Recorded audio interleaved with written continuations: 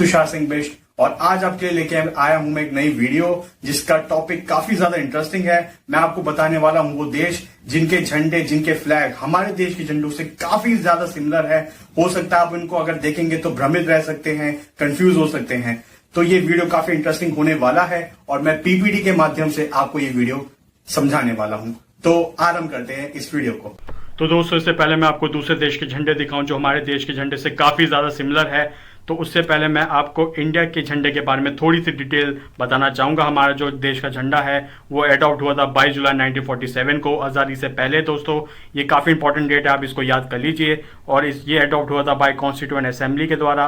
तो दोस्तों, ये जो कॉन्स्टिट्यूएंट असेंबली थी इसने ही हमारे देश का संविधान बनाया है, हमारे देश का मजबूत कॉन्स्टिट्यूशन बनाया है दोस्तों।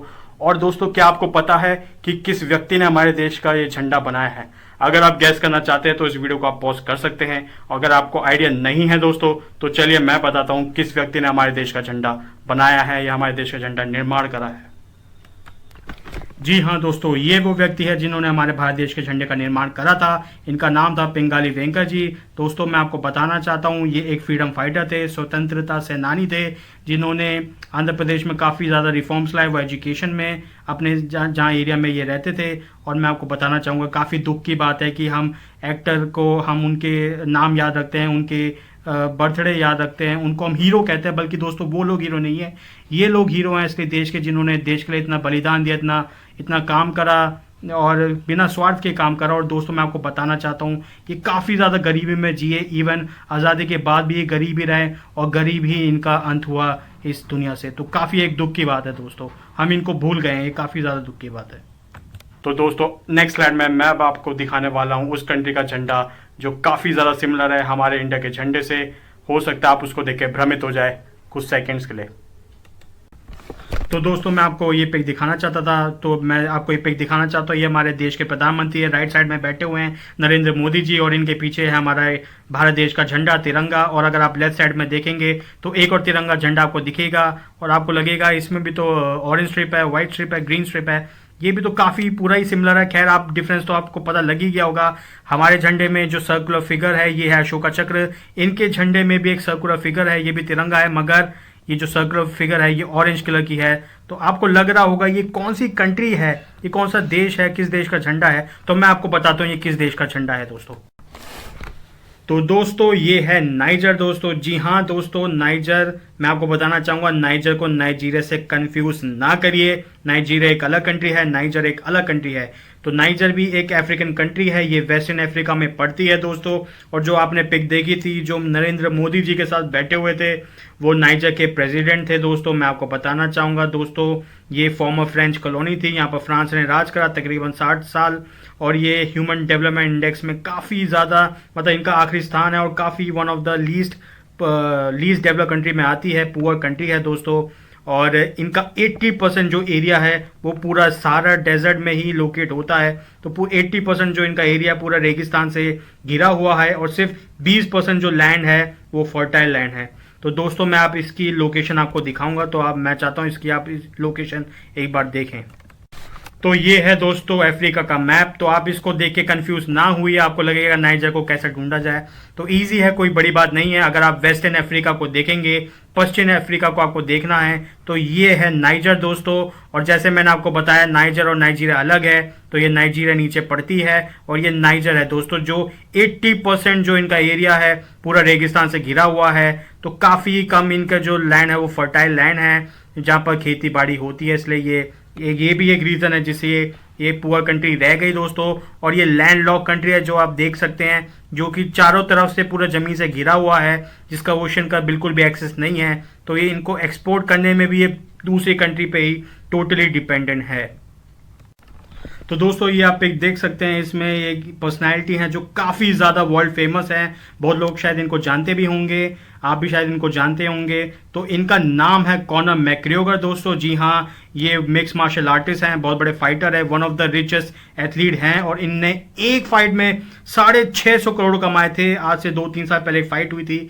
तो ये बहुत ही काफ़ी फेमस और बड़े एथलीट हैं। और आपको कन्फ्यूजन हो रही होगी कि इनने तो इंडिया का झंडा उड़ा हुआ है, तिरंगा उड़ा हुआ है, क्या ये इंडिया के हैं क्या ये इंडिया को रिप्रेजेंट करते हैं? तो दोस्तों मैं आपको बताना चाहूंगा ये इंडिया को रिप्रेजेंट नहीं करते।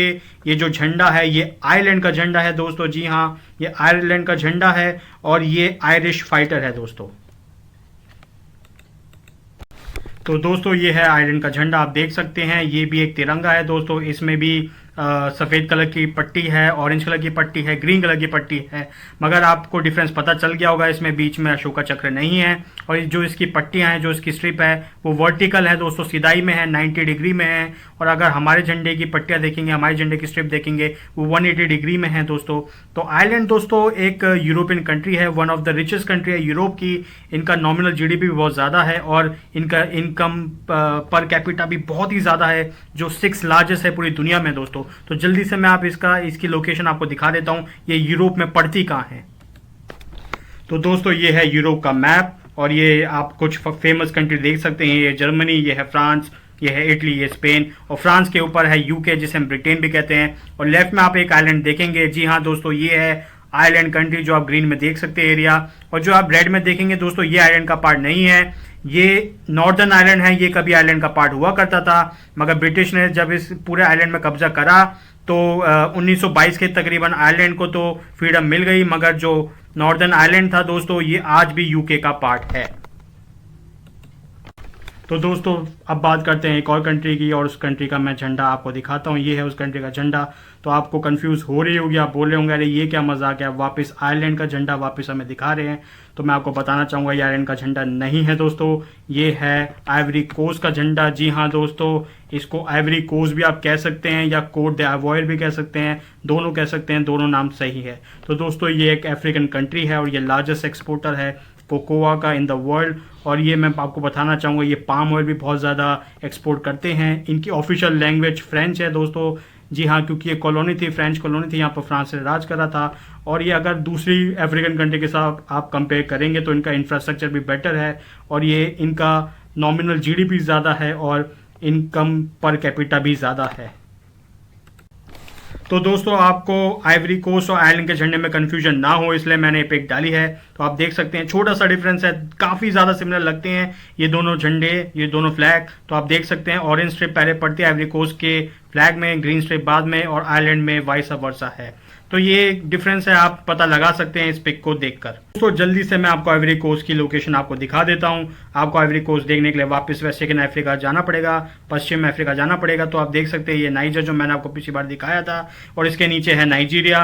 और अगर इसके लेफ्ट में जाएंगे तो दोस्तों ये है आइवरी कोस्ट, जिसको कोट द आइवॉयर भी कहते हैं। तो इसको कंफ्यूज ना करिए, आप इसको आइवरी कोस्ट भी कह सकते हैं, कोट द आइवॉयर भी कह सकते हैं। और आप इसकी लोकेशन देख सकते हैं, ये लैंडलॉक नहीं है, इसको ओशन का एक्सेस है। ये अटलांटिक ओशन होता हुआ ऊपर की तरफ यूरोप को भी एक्सपोर्ट कर सकता है, लेफ्ट की तरफ जाएगा अटलांटिक ओशन में तो यूएस और कनाडा को भी एक्सपोर्ट कर सकता है। और अगर नीचे की तरफ जाएगा तो राइट हैंड साइड में आप देखेंगे वो इंडियन ओशन है, और इंडियन ओशन से होता हुआ ये इंडिया को भी एक्सपोर्ट कर सकता है और एशियन कंट्री को भी एक्सपोर्ट कर सकता है। तो इसकी लोकेशन काफ़ी अच्छी है, इसको एडवांटेज मिलता है एक्सपोर्ट में, तभी कोकोआ और पाम ऑयल इसके काफ़ी ज़्यादा एक्सपोर्ट होते हैं दुनिया में। तो दोस्तों अगर आपको मेरी ये वीडियो अच्छी लगी है तो इसको लाइक करिए, मेरे चैनल को सब्सक्राइब करिए, और अगर आपको अच्छी लगी है तो दोस्तों मैं आपको बोलना चाहूंगा इसको शेयर जरूर करिए, क्योंकि मेरा जो लक्ष्य है ये वीडियो बनाने का या ये चैनल बनाने का वो यही था, मैं ज्यादा से ज्यादा लोगों को नॉलेज पहुंचा सकूं, ज्यादा से ज्यादा लोगों को इन्फॉर्मेशन पहुंचा सकूं। तो तब तक के लिए नमस्कार दोस्तों, जय हिंद।